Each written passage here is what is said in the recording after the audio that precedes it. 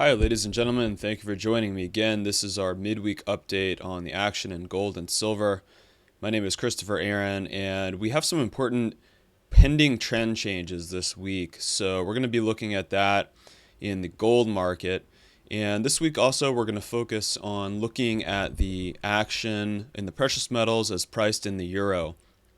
A lot of people tuning in here from various countries in Europe, so this will apply to you. That will be toward the later part of the presentation.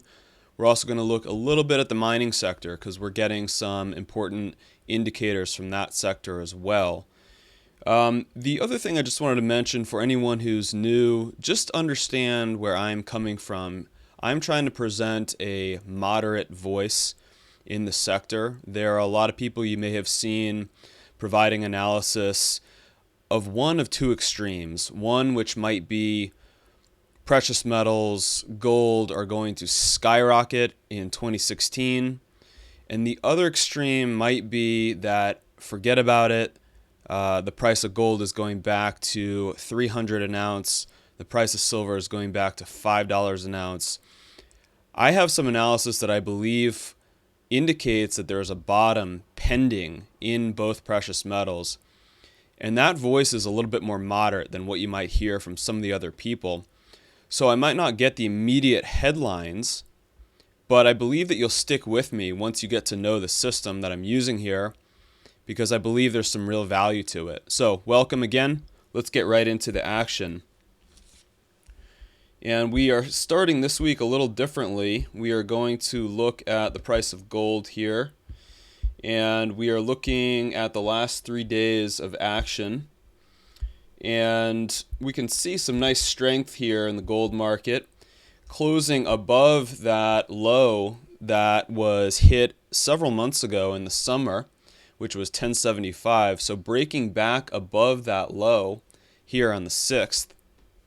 Let's look at silver then, relatively speaking.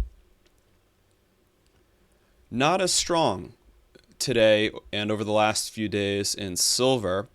So some very interesting trading action here for anyone who is kind of like me and likes to follow this day in and day out. You may have noticed these spikes that we saw yesterday and today, and then immediate sell-offs. So you have silver lagging gold a little bit. You could see the spikes, and then immediately sellers just said, no, we'll sell. We're not ready to keep buying. So silver doesn't quite have the conviction yet that gold showed over these last few days. That's just the recent action. Let's look at this in the 6-month time frame. Excuse me, let's just put this into perspective. The 1 day today, major asset classes. Look at where various asset classes have fallen today.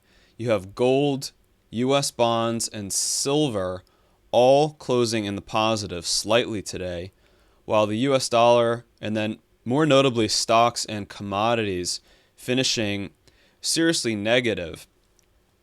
So we've had this flight to safety today. The stock market was weak today. Commodities were even weaker as a whole, a basket of commodities. Now let's go back and look at this from the time perspective since the Federal Reserve interest rate hike.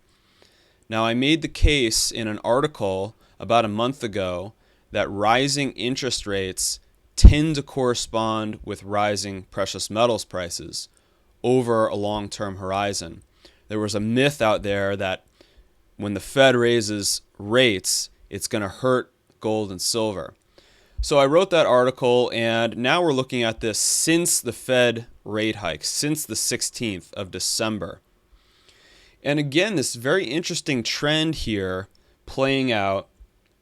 Gold actually now leading the way in the 2.5 weeks since that decision. Silver coming in second. So of all the major world asset classes here, and we're talking major markets, and yes, there may be some smaller markets that have performed better than gold and silver, but real major world asset classes here, these two commodities are leading the way. So this is very interesting now since that rate hike. On the flip side, commodities and US stocks showing some real weakness. And again, I note that silver has basically separated itself, at least over these last few weeks now, from the broad spectrum of other industrial commodities. So this is a very interesting divergence that is developing here over more of an intermediate term time frame. So we're watching this week to week, and this trend seems to be developing now. Let's look at gold and the gold miners, and then we'll turn our attention to silver. So we're looking at gold here over the last 6 months, as we always do.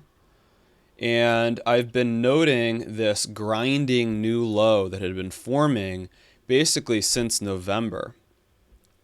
Now I want to draw your attention to where we find ourselves today. The first couple days here of 2016, gold has broken, as shown in this red circle, back above this double horizontal line here, which held prices above in July, and then when it broke down below in November, held prices below that level on 1, 2, 3, almost 4 occasions here. So we're seeing this strength come back in gold, breaking above this line. Now I want to see this hold for another few days. Now, did we have any signal over the last few weeks, few months, that perhaps this was going to happen? And I turn back to the related chart, the same 6 months of the gold mining complex. And I've been bringing this to your attention here for exactly this reason. As we saw back below in the last slide, gold had fallen down below the summer lows, and the mining complex, which digs gold out of the ground and then has to sell it, hopefully at a profit, the mining complex has held above those lows. So we had this signal here for several months that perhaps that low in gold was not going to hold for very long. So I'm calling this a good early indicator signal. This is one of those signals that if you're a trader, this would have been a nice setup for a trade, to have been establishing some positions, let's say in gold, and waiting for this rise that we saw over the last couple days. And then we'll follow that. We'll see how far this rise goes over the next week or so. That would have been a nice short-term profit for a trade. So I'm not recommending that everyone trade. I myself accumulate metal on a regular basis, and I absolutely recommend that as the core of your position. Trading is only appropriate for people that have a certain type of risk tolerance and a certain type of reward tolerance. But I do like to bring these opportunities to you when I see them, because they will be forming here more often as we go forward. Let's back this out now and look at gold again over these last 2 years. So I mentioned in the last video that there was a strong chance that this 1, 2 here hits on the lower trend line was going to be a double bottom, at least for an intermediate term. And it looks like this is working out now. We see this rise coming back to 1095. So certainly we can't say that it's a final low yet, but it's a nice intermediate term bottom right where we expected at the lower part of this 2-year trend line here. Let's turn our attention to the mining sector for the same 2 years. Again, I have a reason for bringing this to your attention. It's a different looking chart. You have the GDX mining sector fund, and you had a head and shoulders continuation pattern. I know some people don't believe that that can be a continuation pattern, but it can be. You saw that right here. The target from this pattern was hit on the downside in September right at $13 a share. Within that hit, you're talking about this blue primary wedge pattern that's been forming over the last 2 years. So it's a different pattern than gold was showing. Gold was showing that trend channel. The miners, which had been weaker for a number of years, we're showing this wedge pattern.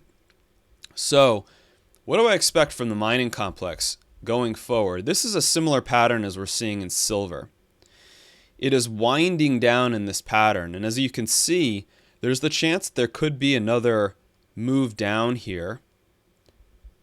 But at some point in the next 6 months, this pattern is going to break.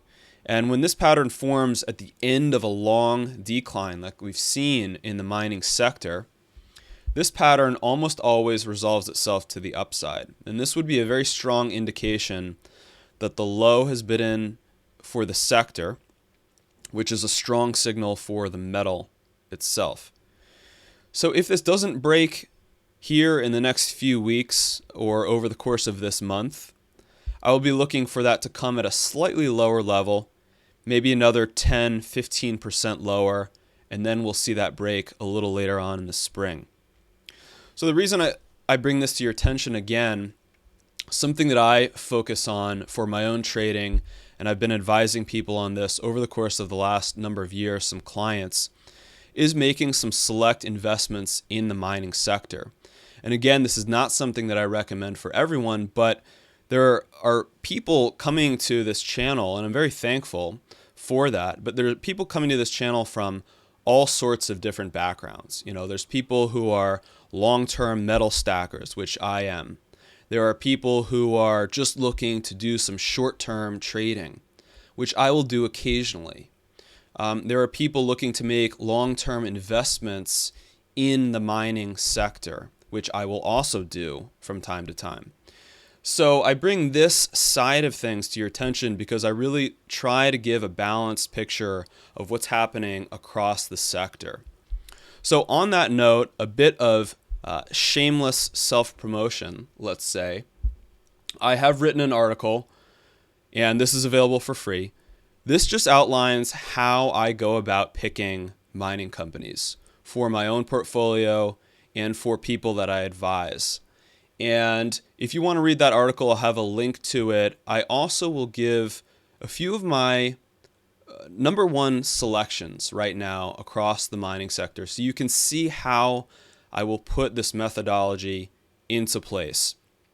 Again, this is for people with a certain risk and reward tolerance that is above long-term investing in the metals. It's not for everyone. It's not even for me all the time. But there are certain moments, and I believe we're coming up to one of these moments, as you can see in this chart, where there will be some very interesting investment cases for certain strong companies. So let's move along. We are looking at silver now, back to the silver side. Looking at that grinding low. And as we can see, whereas gold had moved back above this recent low, silver has not quite done that yet. So lagging a little bit here over the last week. Switching our attention to the silver mining side, we are looking at Silver Wheaton, the strongest silver miner in the entire sector, as far as I'm concerned. And we are looking here, still holding above these lows. So a nice signal still coming in from Silver Wheaton. The short-term uptrend line that we were looking at for the last few weeks has been broken to the downside, but I'm really more concerned to see, does this hold above these late summer lows? So far it looks like that. Let's move our silver chart out, and this is why it's really important for silver investors to have a glance at the mining sector from time to time, is because that's giving me this early indicator that this wedge pattern will be breaking at some point coming up within the next several months.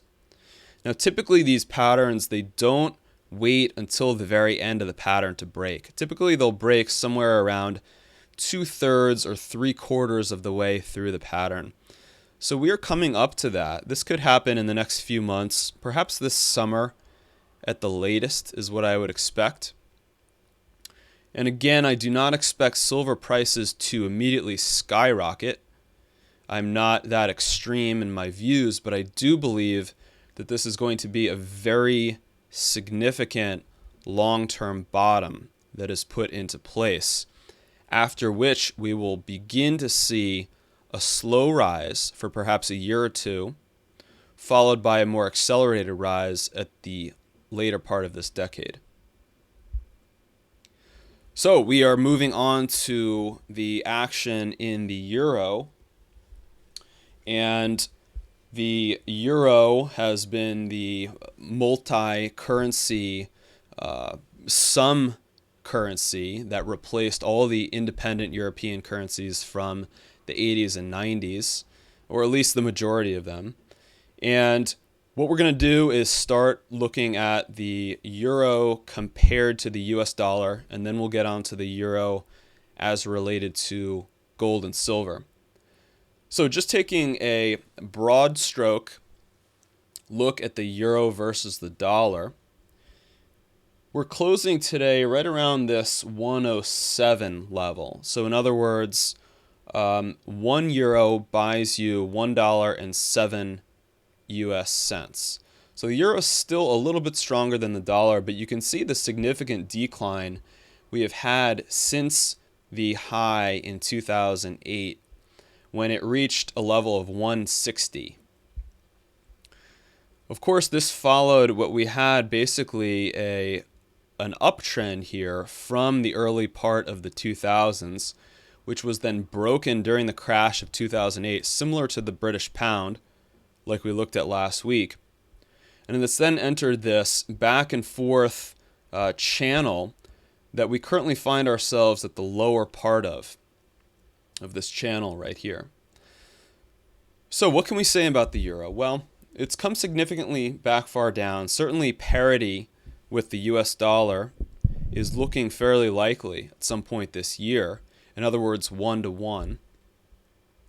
A significant decline. But really we've made, let's call it almost a round trip from where the euro was 15 years ago. Remember, back in 2000, 2001, the euro was actually cheaper than the dollar. So it had a significant rise, and now it's had a significant drop back down.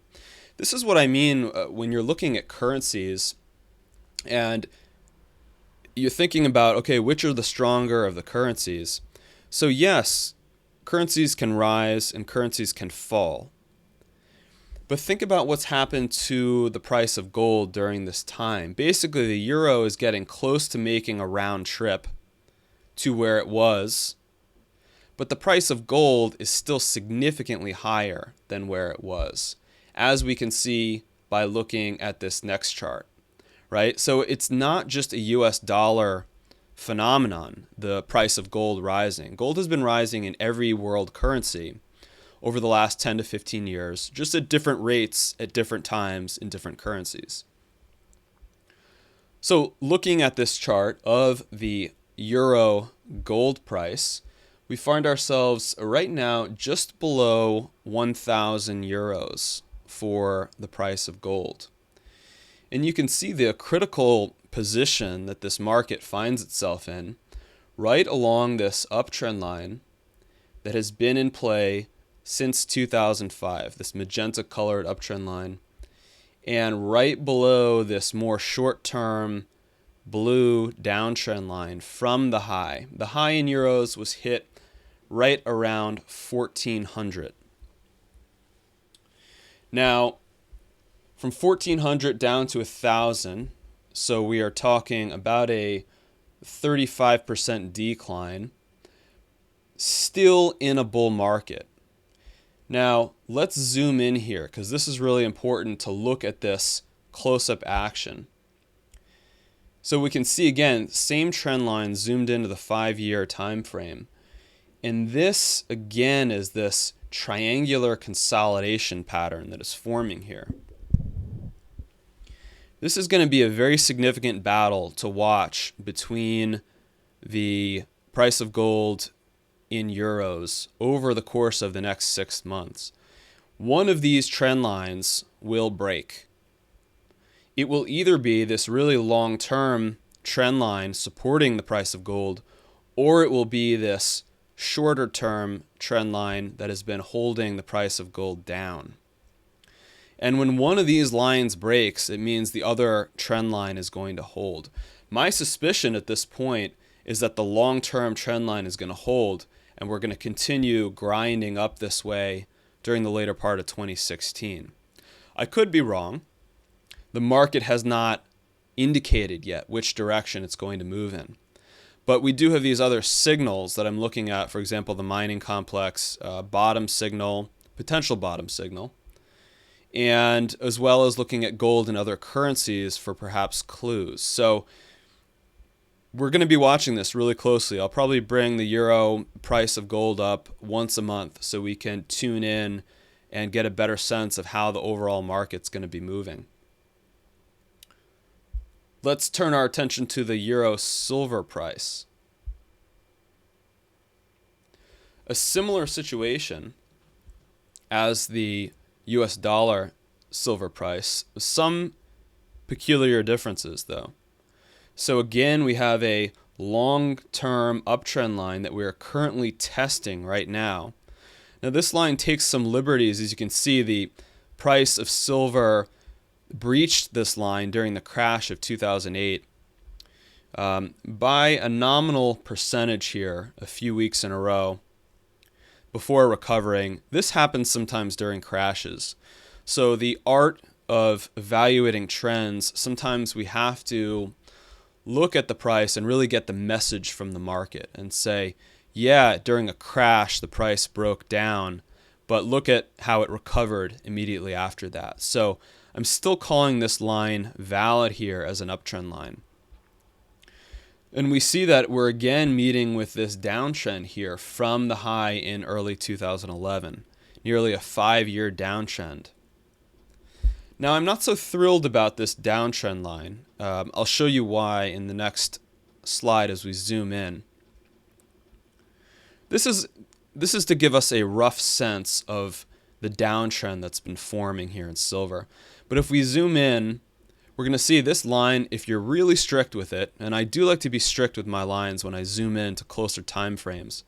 If you're really strict with it, you can see this line held for a couple of years here, broke above, broke back down, and then has removed itself, distanced itself from this downtrend line. So this downtrend line is really not valid anymore, but what we do have is, once again, another really narrow triangular consolidation. So look at this. I hate to sound like a broken record, but so many of these markets are entering really critical time frames right now. And that's why I've started to present these videos over the course of 2015. I was basically waiting until the markets got to these critical points to start presenting this analysis, because there was just not a whole lot that I could say several years ago that would have really been very well received. But I'm looking at this now and I'm saying over the course of the next 6 months or so, we are looking to watch this pattern winding up in here, and one of these trend lines will break. And that will give us a very strong indication. Was this the low in silver right around 12 euros? If this downtrend line here in blue breaks, very, very strong indicator that this was the low. And so yes, then you might be at 13 or 14 euros by then, but you have a very strong indication that the low has been put into place, should that be the case. So again, I'll be bringing this to you about once a month as we go forward. In summary, guys, and I know these videos run a little bit long, and I do apologize for that. There's just a lot of analysis I'm trying to bring, and I don't want to skimp on it. So we are looking at an interim low being put into place here in the US dollar price of gold, right above that 1075 region. We're looking for it to hold above that on any weakness to confirm this low.